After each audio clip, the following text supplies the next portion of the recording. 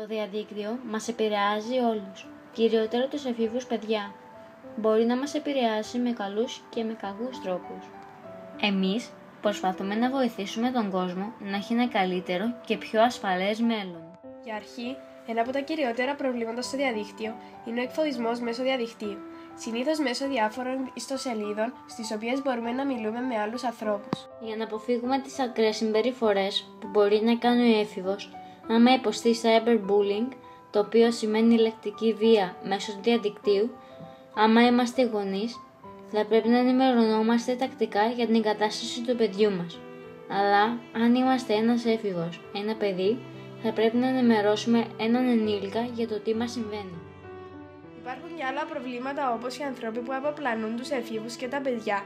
Αυτό είναι ένα συνηθισμένο φαινόμενο το οποίο πρέπει να σταματήσει.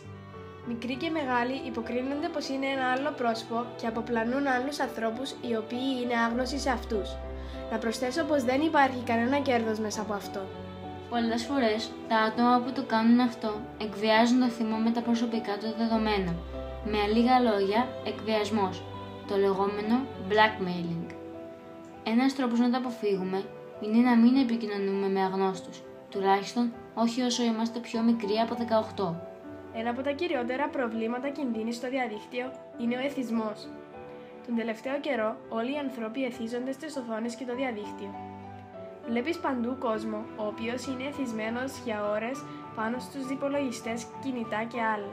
Ο κόσμος εθίζεται σε ηλεκτρονικές συσκευές, οι οποίες πρώτα απ' όλα δεν είναι υγιεινές για τον άνθρωπο. Αυτό σημαίνει πως οι άνθρωποι καθημερινά καταστρέφουν την υγεία τους.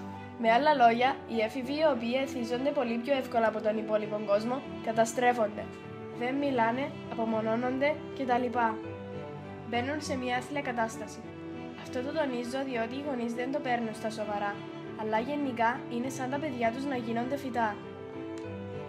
Ένας τρόπος να αποφύγουμε αυτή την κατάσταση είναι ο εξής: οι γονείς να προσέχουν παραπάνω τους όρους που τα παιδιά τους χρησιμοποιούν τον υπολογιστή.